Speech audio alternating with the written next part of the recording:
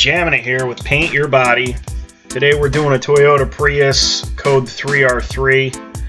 I sprayed 3R3 on a Toyota Tacoma in a previous video, and I didn't show the final product or what it looked like after it was done and put together, so I figured I'd do another 3R3, and in this one I'll show the final product of how it looks. So this is an aftermarket bumper, so it does come with primer on it from the factory that produced it. With this, I prepped it. I believe I might have DA'd this with 400 and then followed up with a red Scotch-Brite to get the edges and any spots that I missed. So got that all prepared, and then the rest of the body, the panels that we're going to be painting, prepared after the body work was done on it. So for this job, the hood got sanded down with 400 grit, and the blend panels with 800 grit on a DA sander, and then followed up doing the edges with a gray Scotch-Brite pad. So that's the steps that took place before this. We also have a brand new mirror cap. You could see it sitting on the barrel there. That's a factory mirror cap, so it came in raw plastic from Toyota. So I'm going to switch up after I apply the sealer, and I'm going to have to put a special plastic primer or plastic sealer that's meant to stick to bare plastic. The sealer I'm using now is great to go over just about everything aside from bare or raw plastic. So I'm going to switch that up once I'm done spraying my sealer here.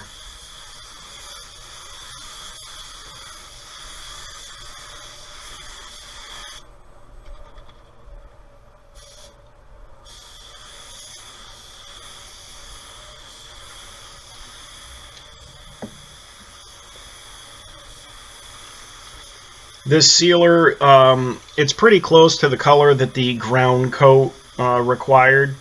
So with 3R3, with the Diamond paint line, I'm not sure about the other ones. I believe that they call for ground coats as well, different paint lines. But for Diamond, RM Diamond solvent, it calls to spray a coat of, it's like a light to medium gray, I guess you'd say. And that's just to help get the coverage and to help with hiding. It's really important to do that, otherwise you're going to have transparency issues, or you're going to see the primer bleeding through or showing through the color. It's going to have a lot of trouble hiding it if you don't use it. So I just used the sealer, and I kind of blended it off on the fenders a little bit there. And that's to help out with, so I don't have kind of a hard edge or a defined edge with the primer. That's going to help to, when I go to spray the actual 3R3, the red pearl, that's going to actually help get the coverage I need, and it'll make it easier to blend out and less stressful for me. Alright, real quick, this is the plastic primer I'm using. This is a 1K plastic primer. It's from Polyvance. We get it in a quart can, and there's no mixing with it. You have to stir it or agitate it or shake it up, but you basically pour it right into the gun, and there's no activator, there's no real steps to do with that. Just spray it, let it flash off or dry, and then you can continue on as if it were a regular sealer or anything like that. So in between the sealer and sealing the mirror cap, it's been about 15 minutes or so. In that time, I took advantage of the time in between, and I mixed up my color, cleaned out my spray gun, cleaned the sealer out of the spray gun, and got myself set up to come in and continue on with the job. So this is the first coat of 3R3, and you can see it covers over this gray really, really well. Pretty quickly, actually. So regardless of that, I'm still going to do, I believe I did 3 coats on this. We'll see as the video keeps going, but no matter how it looks, you're still going to want to do the proper amount of coats to get the coverage and to get the proper look.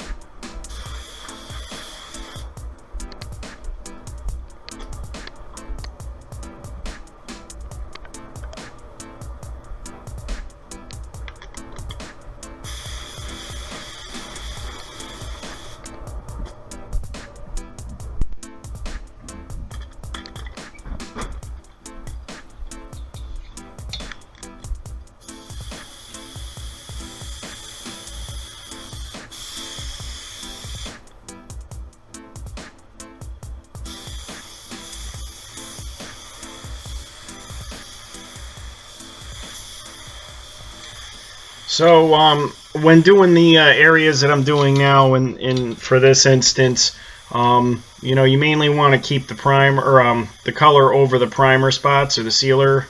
Fade it out a little bit or blend it out a little bit, but the primary focus is to get the coverage over the sealer.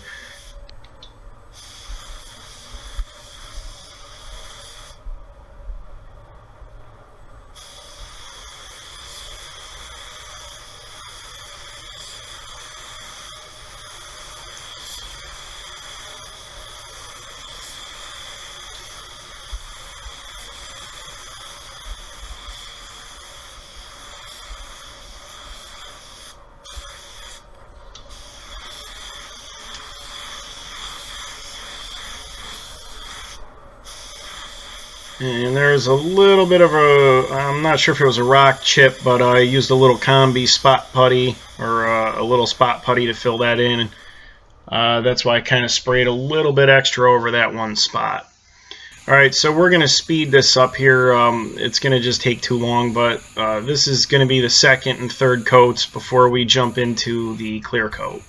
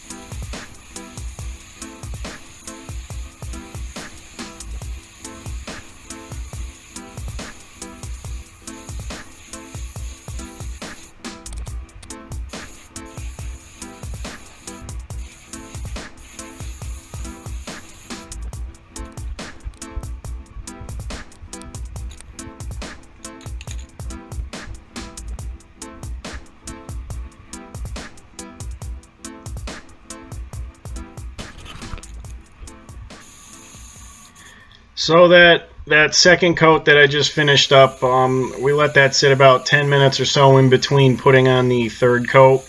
Between the first and second coat, I jumped right back into it, and that's because it flashed off pretty good. But the more material you start to put on, I like to give it more time to air out or to dry out or flash off. That just, I don't want to trap solvents in my paint job, and I don't want it to have an issue. You could probably continue going and keep going, but a lot of times where you'll run into the problem, or where people run into a problem, is, you go too fast. You start loading up all the material, and then you clear it. It looks great, but, once you bake it or it has time to cure or dry, it'll tighten up, or the clear coat will pinch. Or sometimes, worst case scenario, you could get some solvent popping, or it just opens up, a lot of issues that could possibly happen. So, it's important to make sure you're giving that the time to flash off, or dry out well. That way you don't run into those issues, especially with a solvent-based base coat. So this will be the third and final coat, and I'm blending it out pretty far. Still keeping it away from the adjacent panels, keeping the base coat away from the door, keeping the doors on both sides, keeping the base coat away from the A-pillars on both sides. Those are all areas where, if you put the color on and it's off, or it's a little off, or it's a lot different, it's really going to show. So as you see the tape on the adjacent panels and the areas, you don't see any of the base coat or the color on there. And, that's how you do a successful blend. without having any issues or dragging out the blend too far. Alright, so that flashed off again for probably another 10-15 minutes, and we're going to get right into the clear coat. I think this is a 4-to-1 high gloss clear that does really well in high temperature booths or high baking temperatures. And it really does hold out well. It has a really nice gloss, nice shine to it. And it's pretty easy to spray.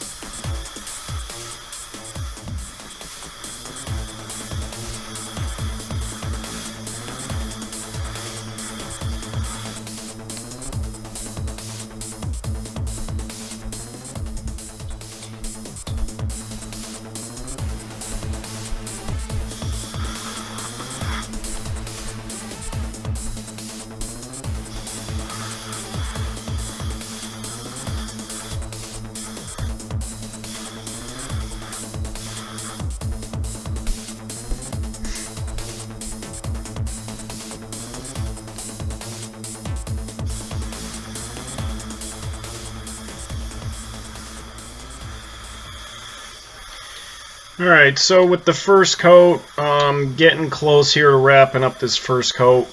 I'm not putting it on terribly wet. Fairly wet, but the first coat, you really just want to get it on there and try to have it even. Then on the second, or if you do 2-3 coats, the second or third coat, whatever you're going to do, in this case I'm doing 2 coats of clear. The second coat I'm going to come back and it's going to be a little bit wetter, and that's going to help get it to flow out, and I want to build up my mill thickness, which is the thickness of the clear coat, because that's going to be what protects this paint job from the UV rays from the sun, from the weather and the elements. So it's important to make sure you have the proper mill build and the thickness of the clear coat. Or in some cases, if you're planning on doing a lot of buffing, or you have a lot of dirt, whatever the case, and you would generally put on 2 coats of clear, you might want to put a 3rd coat on just to be safe with that. And that'll just help the paint job last for years and maintain the beautiful finish.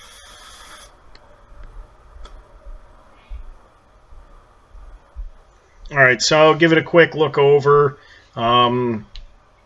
Make sure everything looks alright. If I see something, try to take care of it if you can. At this point in the game with the clear coat, however this paint job looks is how it looks. For me, this paint job is looking pretty good, so, continue on. I did let this flash for 10 to 15 minutes.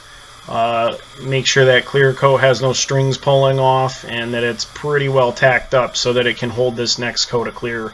And avoid having any runs or trapping any solvent.